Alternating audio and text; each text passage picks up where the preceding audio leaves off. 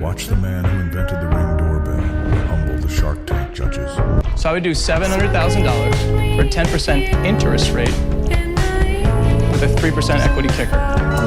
Does enough at this time to distinguish itself as different from what else is out there on the market for the higher price point. And so for that reason, I'm out. I'll give you $700,000.